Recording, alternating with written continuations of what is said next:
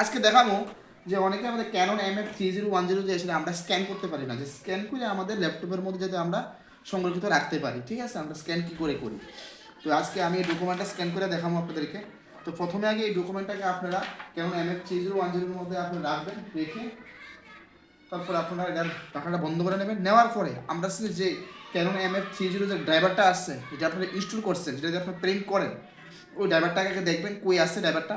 দেখো, যেমন কি আমি ড্রাইভারটা ডেস্কটপের সামনে রাখছি, আপনারা দেখবেন যে ড্রাইভারটা কই আছে। ঠিক আছে, এই যে দেখেন ড্রাইভারটা, আগে দেখেন ভালো করে ড্রাইভারটা কই আছে, আগে দেখেন এই যে ড্রাইভারটা। ঠিক আছে, এবার এটাকে আমি রাইট ক্লিক করবেন, রাইট ক্লিক করার পরে আপনার এটাকে আগে ওপেন করে নেবেন।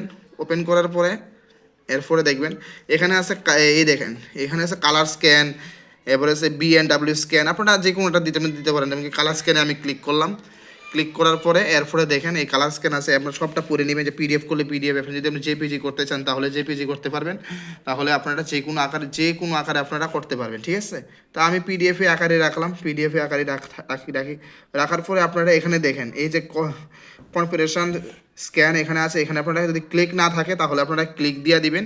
দেওয়ার পরে আপনারা অ্যাপ্লাই দিবেন, অ্যাপ্লাই কিন্তু দিতে ভুলবেন না। ঠিক আছে, আপনারা কিন্তু অ্যাপ্লাই দিতে আপনারা ভুলবেন না, অ্যাপ্লাই দিবেন। দেওয়ার পরে আপনারা এখান থেকে এরপরে স্টার্টে দিবেন। ঠিক আছে, এরপরে আপনারা স্টার্ট বটনে দিবেন।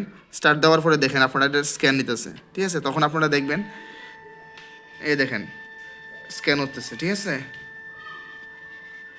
একটু 60 সেকেন্ড বা 30 সেকেন্ড একটু ওয়েট করতে লাগবে আপনাদেরকে, একটু ওয়েট করবেন। ওয়েট করলে স্ক্যান হয়ে যাবে। স্ক্যান আসার পরে দেখবেন এখানে অটোমেটিকলি দেখাবে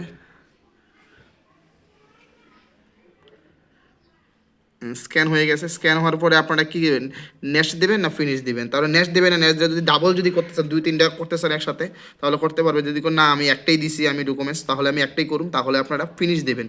তাহলে এখানে ফিনিশে ক্লিক করবেন। ক্লিক করার পরে দেখেন এখানে এখানে চলে আসলো, ফিনিশে চলে আসলো, নিচে নিচে চলে আসলে পরে দেখেন স্ক্যানটা হয়ে গেছে। স্ক্যানটা হওয়ার পরে আপনারা কী করবেন, এখান থেকে আপনারা সেভ করে দেবেন। এখান থেকে আপনারা সেভ করে দেবেন। ব্রাউজার কোনটার মধ্যে করবেন আপনারা দেখতে পারবেন, সেখান থেকে আপনারা কোন ব্রাউজারে নিয়ে এসে আপনারা রাখতে চান সেটা আপনারা দেখতে পারবেন। আমি দেখেন আমি কোন ব্রাউজারে রাখতেছি, আমি এটা রাখতে চেষ্টা করতেছি। আমি দেখেন আপনারা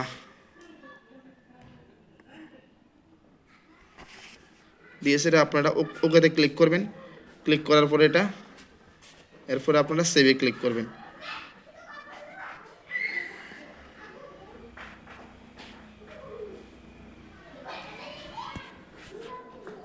সেভে ক্লিক করার পরে দেখেন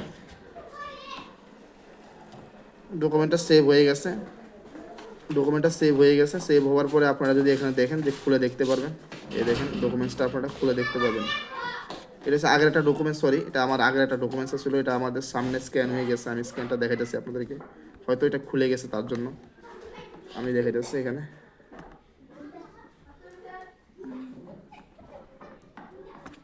এই দেখেন ডকুমেন্টটা স্ক্যান হয়ে গেছে। ঠিক আছে, যে যা চাইবেন এই যা স্ক্যান করে রাখতে পারবেন আপনারা। ঠিক আছে, ধন্যবাদ।